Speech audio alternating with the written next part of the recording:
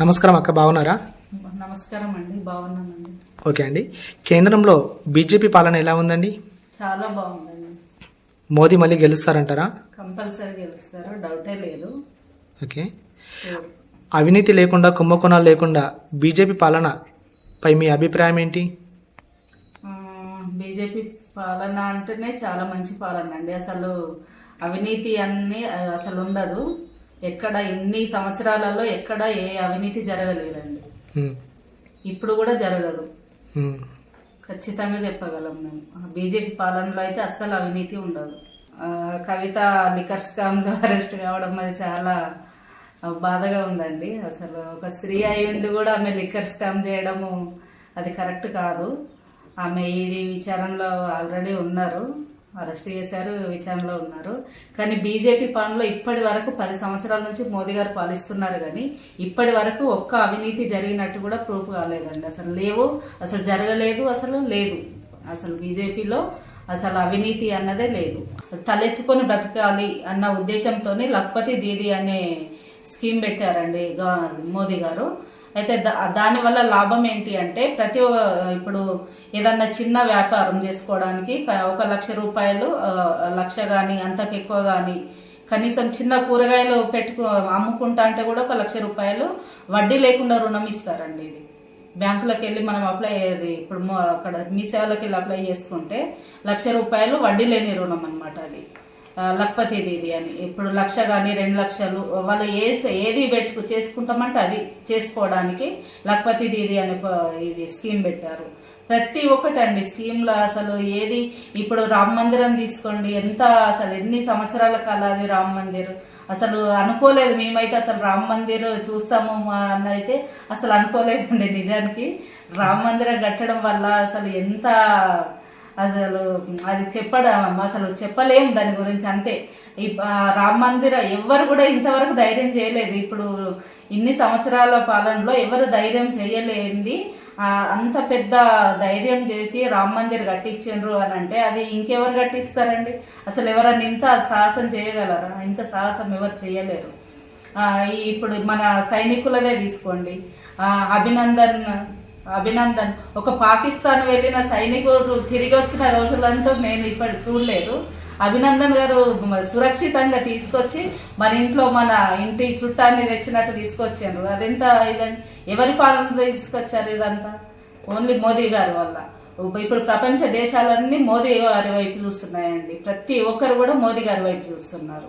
ఖచ్చితంగా అసలు మోదీ గారు అసలు గెలవరు అనకపోవడానికి వన్ పాయింట్ అసలు చాలా అట్లాంటి ఇదే లేదు. కాకపోతే అన్ని ప్రతిపక్షాలు ఏం చేస్తుంటారంటే ఏదో ఒకటిగా వాళ్ళకు ఇది కావాలి, బెనిఫిట్ కావాలని ఏదో ఒకటి చెప్తుంటారు, కానీ వెతుకుదామన్నా ఆయన దగ్గర అసలు ఇంత చిన్న క్లూ కూడా దొరకదండి. అసలు ఇన్ని సంవత్సరాల్లో 20 సంవత్సరాలు 25 సంవత్సరాల నుంచి పరిపాలన సీఎంగా చేస్తున్నారు. ఒక్కరోజు లీవ్ తీసుకొని ఎవరైనా ఉన్నారా అండి అధికారులు? ఒక్కరోజు కూడా ఇప్పటి వరకు ఒక్కరోజు లీవ్ తీసుకోకుండా కష్టపడుతున్నారు. ఆయన మొత్తం దేశానికి అంకితం. ఆయనది కుటుంబ పాలన కాదు. అసలు ఎంత మంచి పాలన అండి. అసలు మొత్తం నా దేశ ప్రజలారా మాట్లాడమే, నా దేశ ప్రజలారా, నా కుటుంబ సభ్యులారా అని మాట్లాడతారు. ఆయన దేశాన్నే కుటుంబంతో పోలుస్తున్నారు తప్ప ఆయనకంటూ ఒక కుటుంబం లేదు. ఎంత యోగా గురించి కూడా ఎంత బాగా తీసుకొచ్చారు బయటకు. అసలు యోగా గురించి ఇప్పుడు చాలా మంది యోగా చేస్తున్నారు. ఇంతకుముందు అంత ఇది లేదు. ఈ మోదీ గారు వచ్చినప్పటి నుంచి యోగా కానీ ఇప్పుడు ప్రతి ఒక్కటండి. ఇప్పుడు ఆర్టికల్ 370, త్రిబుల్ తలాక్, ఇవన్నీ ఎవ్వరు ధైర్యం చేయలేరండి. ఇంతకుముందు ఉన్న ప్రజలు అసలు ఎవరు ప్రధానమంత్రులు కానీ ఎవ్వరు కూడా ధైర్యం చేయలేరు. ఇప్పుడు ఇంత ధైర్యం చేసి ఇంత ధైర్యంగా చెప్తున్నారు అని అంటే, చేస్తున్నారు అంటే కేవలం మోదీ గారు మాత్రమే. మోదీ గారు ఇంకెవ్వరు చేయరండి. ఇలాంటి చేయడానికి ఇంకెవ్వరు కూడా రారు. మొన్నటికి మొన్న ఇక్కడ ట్యాంక్ బండ్ పైన పాకిస్తాన్ జెండాలు పట్టుకొని తిరిగారు మొన్న జస్ట్. అట్లాంటిది ఇప్పుడు ఈ సీఎం ఉన్నందుకే, కాంగ్రెస్ సీఎం ఉన్నందుకే హైదరాబాద్ ట్యాంక్ బండ్ పైన పాకిస్తాన్ జిందాబాద్ అని జెండాలు పట్టుకొని తిరిగారండి.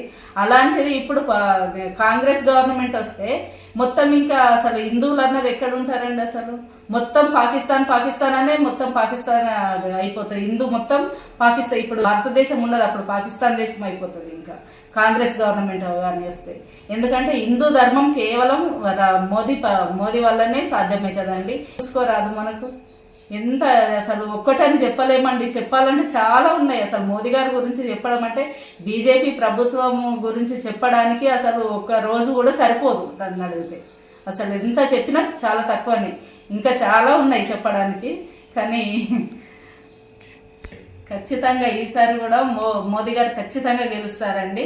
అందరూ 350 అట్లా అంటున్నారు, కానీ 400 పైనే వస్తాయి సీట్లు ఖచ్చితంగా, అసలు డౌటే లేదండి. 400 పైన ఖచ్చితంగా వస్తాయి. ఖచ్చితంగా ఈసారి మోదీ గారే ఉంటారు. ఈసారే కాదు, 2028లో కూడా మళ్ళీ మోదీ గారే వస్తారు. అప్పుడు మొత్తం హిందూ దేశం మారిపోతుందండి, ఇది మొత్తం దేశమే మారిపోతుంది. మా పిల్లల భవిష్యత్తు మారిపోతుందండి.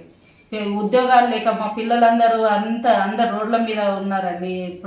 ఇప్పుడు ఇది రైల్వేస్ కూడా చూసుకుంటే వందే భారత్ ఎన్ని చేశారండి. అసలు చెప్పడానికి అసలు సరిపోదంటున్నాను కదా, ఒక రోజు సరిపోదు ఆయన గురించి చెప్పడానికి. రైల్వేస్ గురించి కానీ ప్రతి ఒక్కటి ఆయన చెయ్యని ఇది చెయ్యలేదు అనడానికి ఏది లేదండి, ప్రతి ఒక్కటి చేశారు.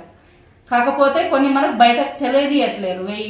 బీఆర్ఎస్ కానీ కాంగ్రెస్ కానీ మనకు తెలియనివ్వట్లేదు. అక్కడి నుంచి వచ్చేటి మోదీ చేసేటి అన్ని వాళ్ళ పేరు చెప్పుకొని పబ్బం గడుపుకుంటున్నారు తప్ప, ఇంకా ఆయన పైన ఏదో ఒకటి సాకు దొరకాలని వీళ్ళు చేసినట్టు పబ్బం గడుపుకుంటున్నారు తప్ప అసలు అన్ని మోదీ చేసినాయి అండి, వీళ్ళు చేసిన ఏమీ లేదు నాకు తెలిసేది ఇప్పటి వరకు. ఎంత చేసినా తక్కువనే. ఈసారి కూడా ఖచ్చితంగా మోదీ గారే రావాలి, వస్తారు, అసలు డౌటే లేదు.